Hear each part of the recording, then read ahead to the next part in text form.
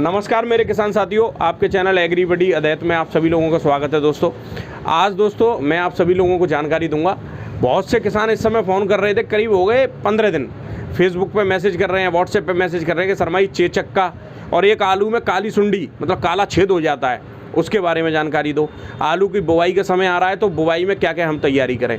तो दोस्तों मेरे साथ आज हैं राकेश दीक्षित जी, जो कि Indo gulf crop science company में काम करते हैं और यही पूरा एरिया देखते हैं। और इसलिए मैं उनको अपने चैनल पर मैंने काफ़ी दिन से इनसे कह रहा था एक दिन आप आके टाइम दे दो तो किसान भाइयों को जानकारी मिल जाए। तो डॉक्टर साहब बहुत बहुत स्वागत है आपका हमारे चैनल में। धन्यवाद जी। मेरा सभी किसान भाइयों को नमस्कार। मैं राकेश दीक्षित इंडो गल्फ की तरफ से। हाँ जी बताइए। हाँ तो दीक्षित जी, सबसे पहले ज़्यादा इधर उधर की बातें ना करके मैं कुछ सवाल करूंगा आपसे, क्योंकि पहले मैंने कई लोगों से कर चुका हूं तो लोगों को बहुत फायदा हुआ था। सभी किसान कहते हैं कि इतनी अच्छी पैदावार निकली। आप जानकारी एक जनरल, अब ज़्यादा टेक्निकल और कंपोजिशन में किसानों को फंसाना नहीं चाहिए। जी। जानकारी एक जनरल होनी चाहिए, उससे लोगों को जानकारी मिल जाए और कहीं भी जाकर अपना कोई चीज़ खरीद लें सिंपल भाषा में। समझ रहा हूँ मैं। तो सबसे पहले आप ये बताओ कि पोटास बहुत महंगी है इस साल। जी, पोटास के रेट बहुत ज़्यादा हैं, तो किसान भाई पोटास को कम कर दे तो उसका क्या आगे कोई क्या मतलब दूसरा क्या विकल्प है? पोटास का विकल्प, पोटास की पूर्ति पोटास ही करेगी, पर जो महंगी पोटास ना लेकर उसका क्या ऑप्शन है वो जरा बताएं। कि किसान जो पोटास डालता है जी दो तरीके से डाल सकते हो आप। हाँ। या तो बुवाई के समय सॉइल में डाल सकते हो। ठीक है। सॉइल वाली जो आप महंगी बता रहे हो। हाँ। उसके और भी ऑप्शन है। हाँ। कई तरह की बायो पोटास आती हैं, उन्हें डाल सकते हो। हाँ। उसके अलावा एनपीके के द्वारा पोटास डाल सकते हो आप फोलियर में। ठीक है जी, स्प्रे में। हाँ मतलब फोलियर ने कह के स्प्रे में डाल सकते हो आप।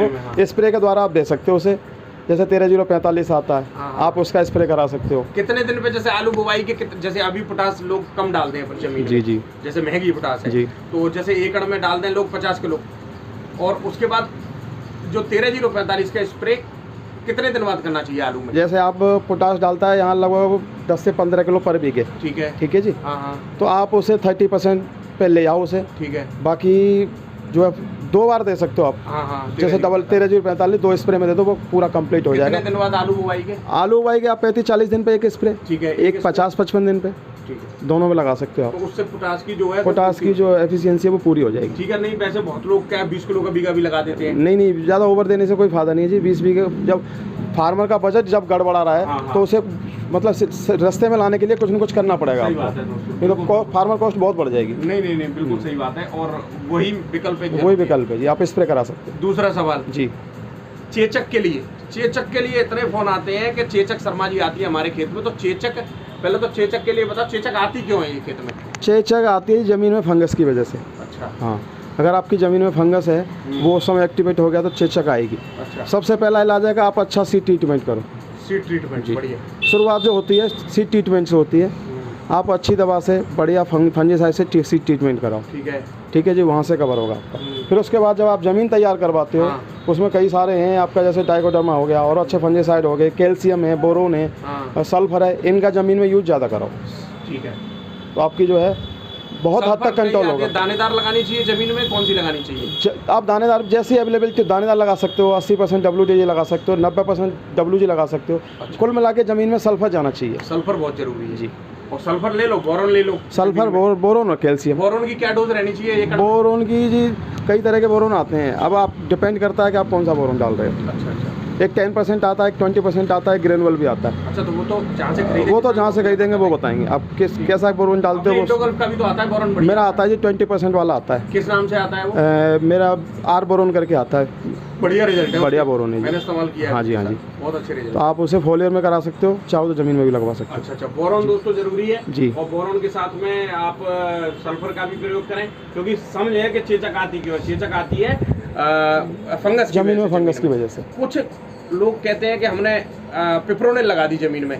पिप्रोनिल का उससे कोई मतलब नहीं है जी। अच्छा। हाँ, आप जमीन में अगर इंसेक्ट है तो पिप्रोनिल से रुक जाएगा। आप सुंडी है, जैसे सुंडी आती है काला छेद कर देती है, आलू के अंदर होल कर देती है। हाँ। उससे तो कंट्रोल हो सकता है पिप्रोनिल से कुछ हद तक। हाँ। पर चेचक के लिए उसका कोई रोल नहीं है। एक सबसे बड़ी दिक्कत अब चेचक के अलावा एक दिक्कत और आ रही है कि काला छेद आलू में काला छेद हो जाता है, जो अंदर जो होल कर देती है ना, हाँ, जो अंदर होल हो जाता है, हाँ मैं समझ गया, वो वाइट कर्व की वजह से आता है जी। हाँ, तो उसके लिए आपकी जमीन में गड़ार होती है, गड़ार जो छेद करती है उसकी वजह से वो अंदर होल हो जाता है, तो आलू की क्वालिटी जो है बेकार हो जाती है। ठीक है, मतलब किसान तो क्या, आपको अलग ही निकल पाना पड़ेगा वो छटाई में। हाँ, वो निकलता है, और खास करके जितना मोटा आलू होगा, बड़ा आलू होगा, वही उससे डैमेज होता है। बिल्कुल, हाँ बिल्कुल, बड़ा जो अच्छा आलू होगा वही ज़्यादा डैमेज होगा।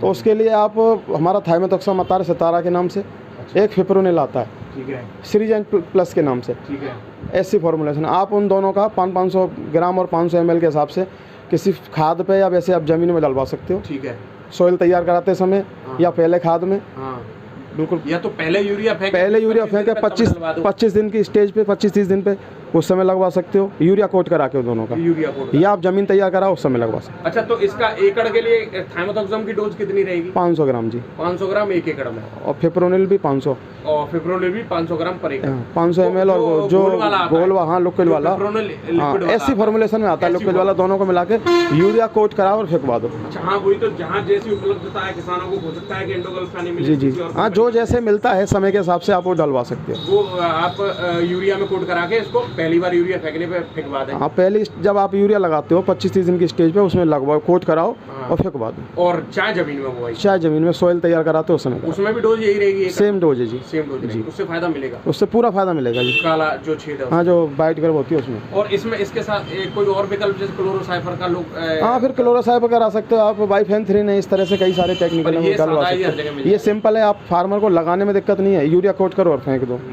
सही बात है। और बात करते हैं एक चीज़ और, कि आलू की जब बुवाई करें जी, तो उसमें किस चीज़ का इस्तेमाल, क्या बेसल डोज में क्या क्या कितना इस्तेमाल होना चाहिए? जब आप आलू के लिए ज़मीन तैयार कराते हो, फार्मर DAP डालता ही डालता है, DAP डालता है, पोटास डालता ही है, केवल 2 ही चीज़ डालता है। आप उसके साथ मिक्सचर ऑफ माइक्रोन्यूट्रिएंट डलवा सकते हो, जैसे हमारा जिंक सुपर गोल्ड के नाम से आता है। हाँ जी, जैसे हाँ, मिक्सचर ऑफ माइक्रोन्यूट्रिएंट ये डलवा सकते हो, सल्फर डलवा सकते हो आप। अच्छा, हाँ, बाकी बोरोन डलवा सकते हो, इस तरह से करा सकते हो। जैसी बेस यही, हाँ, जैसे जैसे फार्मर का वो है। पहले लोग चूक जाते हैं आलू में, क्या होता है कि लोग बाग शुरू में चूक जाते हैं चीज़ों में, फिर कहते हैं क्वालिटी खराब हो गई, क्वालिटी फिर हमारी क्वालिटी निकल रही, लाग हम बहुत लगा रहे हैं, उसके बाद भी क्वालिटी नहीं हमारी निकल पा रही है। तो बाकी यही है, आप हमारा zinc super gold, boron, sulphur, चाहो तो कैल्शियम और DAP और ये पोटास, ये मिलवा के जमीन में करा सकते। जमीन में इतनी चीज़ है तो इतनी चीज़ जरूर है। बोरोन का इस्तेमाल, सल्फर का इस्तेमाल और मिक्सचर माइक्रोन्यूट्रिएंट का। कुछ लोग क्या करते हैं कि 33% वाली जिंक जमीन में लगवा देते हैं DAP के साथ। नहीं, 33 नहीं लगवाना चाहिए DAP के साथ, उसके साइड इफेक्ट हैं जी। बाकी ये मिक्सचर और माइक्रोन्यूट्रिएंट लगवाते हैं, ठीक है। अगर 33% अगर बाई चांस किसी ने लगा दी तो वो DAP के साथ क्या कर देती है? जिंक फॉस्फाइड बन जाता है, जिंक और वो फॉस्फोरस को मिला के जिंक फॉस्फाइड बन जाता है। फायदे की जगह पर नुकसान होता है, जमीन को भी और पौधे को भी। जी, और कुछ चीज़ें और ऐसी हैं, जैसे ये हो गई काली पपड़ी जैसे आलू में आती है, तो उसके लिए सीड ट्रीटमेंट ही मेन जो है ना। आप सीड ट्रीटमेंट से शुरुआत करोगे, अच्छी कंपनी से ट्रीट कराओ, उसे बढ़िया दवा लगाओगे तो 50% फायदा आपको वहीं से हो जाएगा। जड़ गलन में भी बहुत फायदा होता है। लास्ट ईयर दोस्तों मैंने सीड ट्रीटमेंट बढ़िया दवा से कराया था जी, तो उससे क्या हुआ, मेरी जो जड़ गलन आती है उसमें भी वो भी बहुत कम हो। हाँ, तो 50% तो वो सीड ट्रीटमेंट से ही कंट्रोल हो जाता है जी। बाकी फिर आपको आगे ट्राइकोडर्मा भी एक अच्छा ऑप्शन है।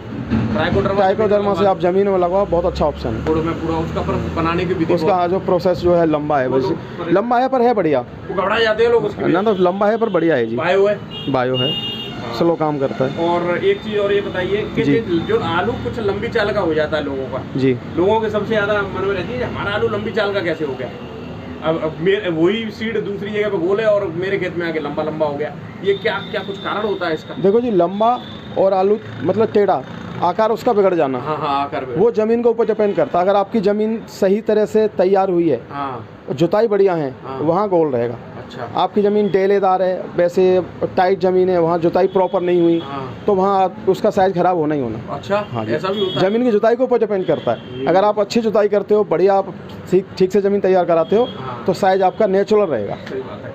ह्यूमिक, कुछ लोग क्या करते हैं कि जमीन पे ह्यूमिक की बुवाई कर देते हैं। नहीं, सॉइल में नहीं डालना चाहिए, सॉइल में नहीं डालना चाहिए। बहुत लोग करते हैं कि ऐसा मोबिसेल जैसे कुछ प्रोडक्ट आते हैं, जैसे और भी अब अपना इंडो अपाचे आता है, ये चीज़ें, तो इनको आप जमीन में लगा सकते हैं कि नहीं लगा सकते? जमीन में लगाने से आलू में इतना रेस्पॉन्स नहीं आएगा जितना आप यूरिया के साथ ऊपर से लगाओगे। अच्छा, उसमें ज़्यादा ऊपर से लगाना पड़ेगा। हाँ, जब तक पौधा तैयार इंडोपाचा हो गया आपका, अदर कोई भी हो गया ह्यूमिक जैसे, तो आप ऊपर से ही लगवाओ, ज़्यादा बेटर है। ऊपर से हाँ, सॉइल में नहीं, सॉइल में दोस्तों वैसे सबकी अपनी अपनी दिमाग है। हाँ, बाकी माइक्रोराजा ज़मीन में ही लगवाना। माइक्रोराजा का रिजल्ट जो है प्रॉपर सॉइल तैयार कराते हो तभी रिजल्ट है। अच्छा, और माइक्रोराजा लगाने का तरीका जो डीएपी में नहीं मिलाना चाहिए। डीएपी में नहीं, कोशिश करो आप अलग से लगाओ, अलग से फैलाओ उसे, जैविक वगैरह उसके जुताई के बाद फिर आप कुछ भी लगाओ, कोई दिक्कत नहीं है। अच्छा। पर जहाँ से कोशिश हो उसे अलग ही लगवाओ। तो काली पपड़ी और काला छेद था, उसके लिए आपने सही उपचार बता दिया। जी। और चेचक के लिए क्या क्या इस्तेमाल करना चाहिए किसानों को? यही है आज की चर्चा को हम यही खत्म करते हैं।